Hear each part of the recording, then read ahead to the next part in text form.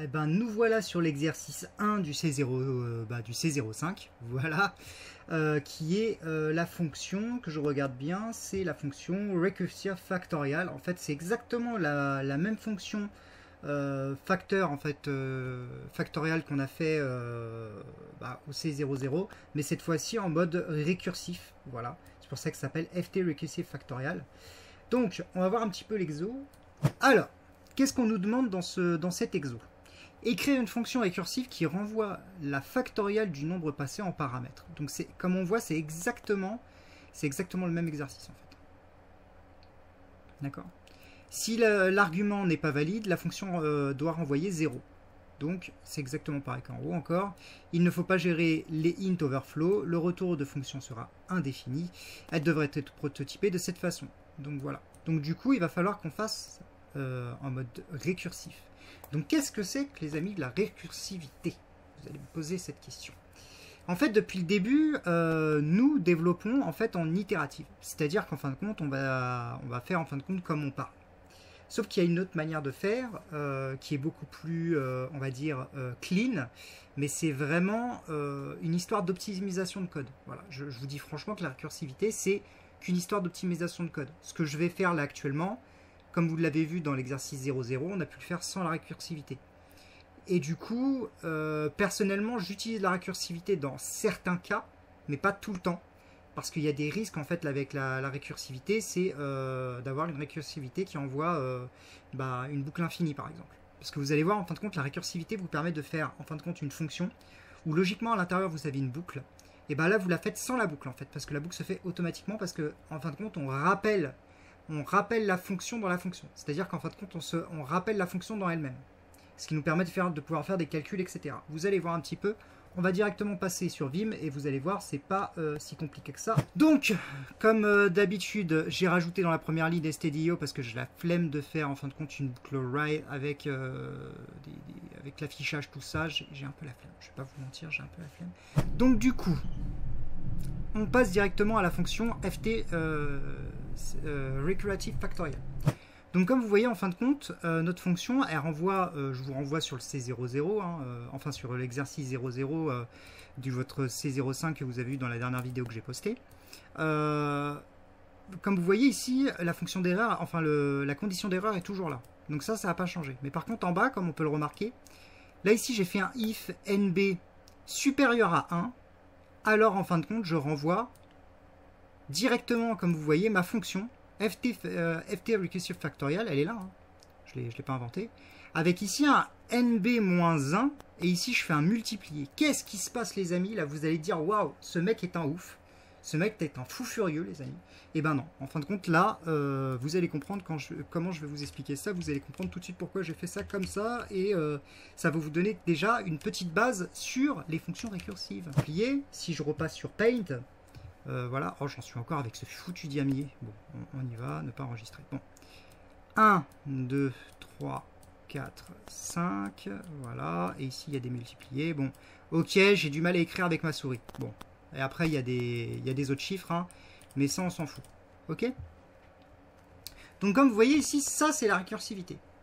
Et quand on regarde bien un petit peu mon schéma ici, c'est exactement ce que je fais, en fait, les amis. C'est exactement ce que je fais. Sauf qu'au lieu de commencer par le début, en fait, au lieu de commencer par là, en fait, ma fonction récursive que j'ai faite, elle commence par la fin. D'accord?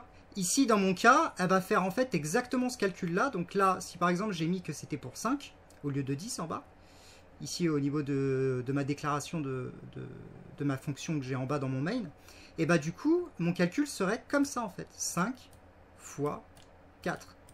Et du coup, ça va me donner le premier résultat. D'accord? Après, je vais passer à l'autre occurrence. Du coup, je vais passer à ici. D'accord? Et ainsi de suite, et ainsi de suite, et ainsi de suite. Jusqu'à récupérer le résultat final. Et c'est exactement ce qu'on fait. Et pourquoi, en fin de compte, j'ai rajouté ça? C'est-à-dire que si NB il est inférieur à 1, ce qui va obligatoirement arriver un de ces quatre, parce que ici, je le décrémente. Parce que comme vous voyez, en fin de compte, ici, je vais redéclarer, enfin, je vais réutiliser ma fonction. Ici, j'ai mis en paramètre NB, mais ici, je fais NB-1. Donc, du coup, ça va être Ça va faire NB-1, NB-2, NB-3, NB-4 si j'ai envie de bien refaire le chose correctement à la suite comme ça. En fait, ça décrémente NB, c'est tout. Hein. D'ailleurs, j'aurais pu faire ici NB-. Ça aurait marché aussi. Hein. C'est pas un problème de faire aussi comme ça. Moi, j'ai préféré faire NB-1 pour être un peu plus compréhensible. D'accord ? Du coup, ici, en fin de compte, ça va me récupérer ma valeur. D'accord ? Donc ici, elle va être égale, par exemple, ici, ça va être à 5. D'accord. Je vais descendre ici. Donc, vu qu'en fin de compte, le nombre... Donc, vu que 5 est supérieur à 1, je vais pouvoir le jouer. Et là, je vais dire, par exemple, que 5 fois ft recursive factorial de 5 moins 1, qui est égal à 4, ça va me donner une valeur. Bim, je retourne ici. Ma valeur en bas, en fait, vu que je suis toujours pas en dessous de 1, et bah du coup, ici, ça va passer à 4. Et ici, ça va passer à 3. Et ainsi de suite, et ainsi de suite, et ainsi de suite, et ainsi de suite, jusqu'à récupérer le résultat final. Et dans mon cas, comme vous l'avez vu dans le dernier exercice, moi là, j'ai fait encore la recursive factor. En fait, j'ai fait le factoriel de 10. Et si on va vérifier maintenant mon code directement à l'exécution, comme vous voyez, ça me renvoie exactement le même résultat. Hein. Et pour bien vous prouver qu'en fin de compte, je suis bien dans le bon dossier, voilà. Et je vais même vous prouver en faisant une recompilation, pour bien vous prouver que c'est pas moi qui l'ai inventé, que j'ai pas copié l'exécutable qui était dans mon FT itérative factorial directement dans mon dossier de mon exercice 01. On va faire ça, hop, et ici on met main, d'accord? Donc je recrée en fin de compte un exécutable main, du nom de main. Et ici je vais l'exécuter, comme vous voyez, ça revient exactement à la même chose que l'itérative. Alors, les amis, est-ce que, en fin de compte, ces fonctions récursives vont être utiles dans la suite de la formation? Je pense que oui, parce que bon, personnellement, j'utilise certaines fois des fonctions récursives, mais pas tout le temps.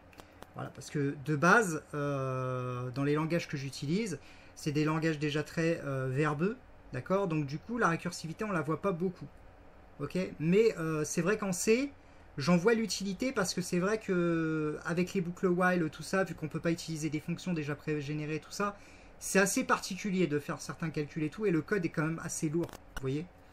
Donc c'est vrai que c'est mieux des fois d'utiliser la récursivité, pour certains cas, et d'autres fois non, en fait.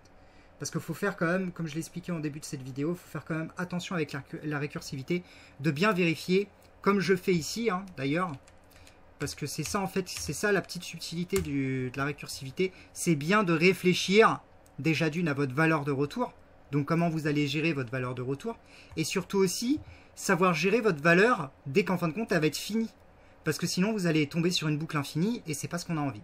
Voilà, j'espère qu'en fin de compte pour l'instant vous vous accrochez pour cette piscine, hein. Moi je prends énormément de plaisir à vous faire des vidéos, voilà, à vous expliquer des cas assez concrets. Donc surtout, n'hésitez pas à mettre des commentaires ou même à liker cette vidéo. Et puis surtout, si vous avez des questions, n'hésitez pas. Allez, à la prochaine vidéo.